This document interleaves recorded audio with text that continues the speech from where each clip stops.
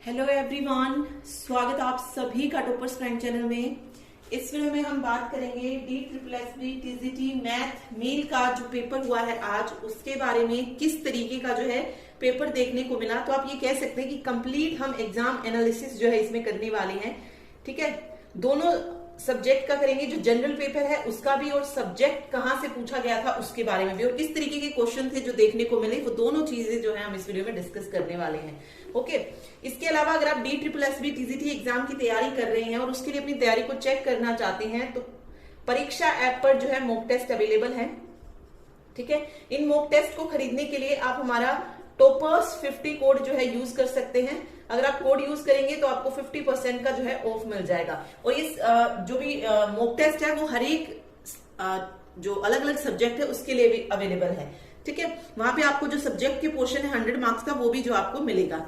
चलिए अभी बात करते हैं हम DSSB TGT मैथ पेपर की। तो सबसे पहले मैं बात करूंगी जनरल पेपर की। जनरल पेपर में जो है 5 सब्जेक्ट आते हैं। फर्स्ट सब्जेक्ट जो पूछा जाता है रीजनिंग, मैथ, इंग्लिश, हिंदी और जनरल अवेयरनेस। ठीक है, ये 5 सब्जेक्ट जो है पूछे जाते हैं। तो रीजनिंग, जैसा कि हमने पहले देखा था TGT के जो पेपर हुए थे अगस्त में, रीजनिंग और मैथ लगभग वैसा ही था, कोई चीज अलग नहीं थी। वही रीजनिंग में वही टाइम कंज्यूमिंग क्वेश्चन थे। ठीक है, 2-3 क्वेश्चन आपको इस तरीके के दिए मिलेंगे जिनपे कोई लॉजिक आप अप्लाई नहीं कर सकते हैं। तो लगभग आप जो है 16 से 17 क्वेश्चन जो है रीजनिंग में इजीली अटेम्प्ट कर सकते हैं, और वो उसी पर बेस्ड थे जैसे कि हमने पहले किया है। रीजनिंग जैसे हमने जितने क्वेश्चन रीजनिंग के पूछे गए थे TGT में वो सारे कवर किए हैं, उस तरीके के क्वेश्चन ही जो है पूछे जा रहे हैं, कोई चेंज नहीं है। ठीक है, जिसने नहीं देखा है वो जाके देख सकता है कि किस तरीके की रीजनिंग जो थी पूछी गई थी। ठीक है, हमने हर एक पार्ट को जो है अलग अलग से किया है कि रीजनिंग में कैसे क्वेश्चन आए थे, मैथ में किस तरीके के आए थे। सेम में मैथ की बात करूं तो क्वेश्चन जो थे वो ज्यादा कैलकुलेशन वाले थे।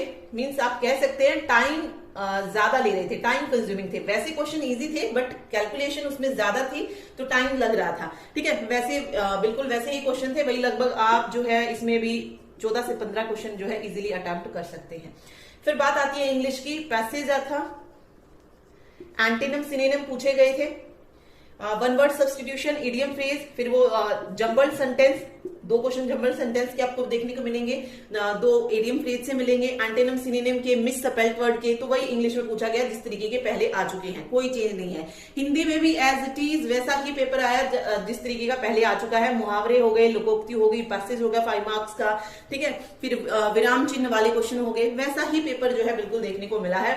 जनरल पेपर में कोई चेंज नहीं है, बिल्कुल जैसे पहले हो चुके हैं TGT के पेपर, चाहे फिजिकल एजुकेशन का हुआ है या कंप्यूटर का हुआ है, बिल्कुल वैसा ही पेपर था, कोई चेंज नहीं है। आप उसके अकॉर्डिंग ही जो है अपनी तैयारी करके जाइएगा फर्स्ट पेपर की। ठीक है, जनरल अवेयरनेस के कुछ क्वेश्चंस मैं आपको बता देती हूं जिससे आपको आइडिया मिल जाएगा कि कैसे क्वेश्चन थे जनरल अवेयरनेस से। चलिए देखिए, इसमें करंट से एक क्वेश्चन पूछा गया था जो मतलब बच्चे को जो याद था उसके अकॉर्डिंग मैं आपको बता रही हूँ। RBI का गवर्नर पूछा गया था कि प्रेजेंट में RBI का गवर्नर कौन है। मतलब अगस्त तक पूछा गया था कि अगस्त 2021 तक RBI गवर्नर कौन है, तो वो आपको बताना था। करंट से यही आया था क्वेश्चन। इसके अलावा डांस पूछा गया था, क्षत्रिय डांस था और एक लावणी था। ठीक है, मतलब इनसे रिलेटेड शायद मेल वाला होगा या फिर इसमें सत्य बताना होगा। तो क्षत्रिय असम का हो जाएगा, लावणी महाराष्ट्र का। तो एक क्वेश्चन जो था कुछ इस तरीके का नृत्य से रिलेटेड पूछा गया था। ठीक है, आर्टिकल आया था, आर्टिकल 71A पूछा गया था। ठीक, तो इस तरीके के क्वेश्चन जो थे देखने को मिले थे। और पेपर में जो है जनरल में स्टैटिक जीके जो है वो ज्यादा पूछी गई थी। बस ये चीज आप याद रखिएगा, स्टैटिक जीके और करंट के 1 या 2 क्वेश्चन करंट के पूछे गए थे। ठीक, तो ये सब चीजें जो थी जनरल अवेयरनेस में पूछी गई थी। वही मैंने आपको पहले बताया, स्टैटिक जीके पढ़ के जाइए। जनरल करंट का हमने पढ़ा हुआ है, करंट के जो टॉपिक है, खेल वगैरह हैं, उनको पढ़िए, हो जाएगा। ठीक है, इजीली आप जनरल अवेयरनेस में 12 से 13 क्वेश्चन जो है यहां से कर सकते हैं। ठीक, चलिए अब बात आती है सब्जेक्ट की। सब्जेक्ट देखिए, ज्यादातर बच्चों को सब्जेक्ट जो है वो डिफिकल्ट लगा क्योंकि बच्चे जो है सब्जेक्ट करके गए थे 11th और 12th लेवल का, लेकिन सब्जेक्ट जो पूछा गया वो पूछा गया ग्रेजुएशन लेवल का। ठीक है। 11th 12th से कोई टॉपिक नहीं पूछा गया, उसमें ग्रेजुएशन लेवल पर से ही जो है ज्यादा क्वेश्चन पूछे गए थे। तो टॉपिक मैं आपको बता देती हूँ, सोल्विंग क्वेश्चन ज्यादा नहीं थे, मतलब सोल्विंग क्वेश्चन नहीं पूछे गए। सोल्विंग क्वेश्चन मींस जैसे परमुटेशन हो गया, बायनोमियल थ्योरम हो गई, यहां से क्वेश्चन नहीं पूछा गया। क्वेश्चन कहां से पूछे गए थे? थ्योरी वाइज क्वेश्चन थे, पेन आपको उठाने की जरूरत नहीं थी, सिर्फ आपको पढ़ना था। और ये था डायरेक्ट, अगर आपको आंसर आता है, रिजल्ट आपको याद है उसका, तो आप इजीली उसमें आंसर दे सकते थे। अगर नहीं याद है तो कुछ नहीं कर सकते थे। मींस सोल्विंग क्वेश्चन जो थे वो नहीं दिए गए थे। जिस तरीके के मैथ का पेपर है वैसे सोल्विंग क्वेश्चन ज्यादा आने चाहिए, बट वैसा कुछ नहीं था, सोल्विंग क्वेश्चन नहीं थे। बाउंड, अनबाउंड, डाइवर्जन हो गया, कन्वर्जन हो गया, इससे रिलेटेड जो थे क्वेश्चन थे, कन्वर्जन, डाइवर्जन। वेक्टर के भी 2 से 3 क्वेश्चन जो थे ये वेक्टर से पूछे गए थे, ठीक है। सीरीज वाले क्वेश्चन थे, जैसे टेलर सीरीज हो गई, इनके रिजल्ट वगैरह से क्वेश्चन थे रिलेटेड। तो मतलब जो बीएससी में आप पढ़ते हो टॉपिक, वहीं से जो है क्वेश्चन पूछे गए थे। तो आगे जिसका एग्जाम है, चाहे वो किसी भी सब्जेक्ट को, सिर्फ मैथ का नहीं, किसी भी सब्जेक्ट का, जैसे नेचुरल साइंस का पेपर है, इंग्लिश हो गया, सोशल साइंस हो गया, ये सब जो है सारे टॉपिक्स वो कवर करके जाइएगा जो आप ग्रेजुएशन लेवल तक पढ़ते हैं, ठीक है। क्योंकि कुछ बच्चों का जैसे मैसेज आता भी है कि सोशल साइंस के लिए क्या सिर्फ 12th क्लास तक एनसीईआरटी इनफ है, तो बिल्कुल इनफ नहीं है। आप ग्रेजुएशन लेवल तक जो है सारे टॉपिक कवर करके जाइएगा। क्योंकि आप देख सकते हैं, चाहे वो कंप्यूटर का पेपर हुआ हो, फिजिकल एजुकेशन टीचर का पेपर हुआ, ग्रेजुएशन लेवल तक के जो है क्वेश्चन पूछे जा रहे हैं, ठीक है। तो ये चीज बस इसमें याद रखिएगा कि आपको वो चीजें जो है पढ़ के जानी है। ओके, वो 1-2 टॉपिक और बता देती हूँ मैं। सेट, रिलेशन, फंक्शन, इस तरीके, यहां से भी शायद क्वेश्चन पूछा गया था, ठीक है। तो मैथ की याद रखिए, सेट हो गया, रिलेशन फंक्शन हो गया, टेलर सीरीज हो गई।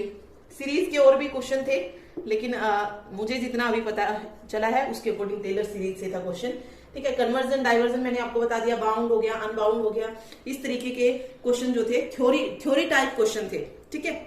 जिसमें आपको रिजल्ट उसका पता है तो आप इजीली उसको कर सकते हैं, अदरवाइज फिर छोड़ना ही था। तो इस तरीके के क्वेश्चन पूछे गए थे, सॉल्विंग नहीं थे। ओके, फिर बात करते हैं टीचिंग पेडागोजी की। तो ये जो थी ये आसान देखने को मिली थी, 10 क्वेश्चन टीचिंग पेडागोजी के देखने को मिले हैं। तो वही है, लगभग मतलब सब्जेक्ट जो है वो सभी को जो है डिफिकल्ट ही लगा है। क्योंकि कुछ बच्चों का तो ये है कि जो पासिंग मार्क्स है वो आने भी डिफिकल्ट लग रहे हैं, ऐसा देखने को मिला है एग्जाम, मतलब कि पासिंग जो मार्क्स चाहिए सेकंड पेपर में वो भी डिफिकल्ट है, मतलब बच्चों के आने।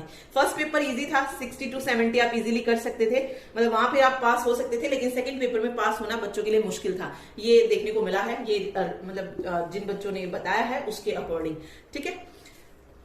तो आगे जिनका एग्जाम है, मैं फिर से कह रही हूँ, चाहे किसी भी सब्जेक्ट का हो, किसी भी सब्जेक्ट का, ये मत सोचिएगा कि मैथ था इसीलिए ग्रेजुएशन लेवल का पूछा गया। आप कोई भी सब्जेक्ट उठा लीजिए, सारे सब्जेक्ट आपको ग्रेजुएशन लेवल तक ही मिलेंगे। तो जितने टॉपिक होते हैं ग्रेजुएशन लेवल में वो सारे आप जो है पढ़ के जाइएगा, ताकि आप इजीली जो है सेकेंड पेपर को कर पाए, ठीक है। Thank you so much.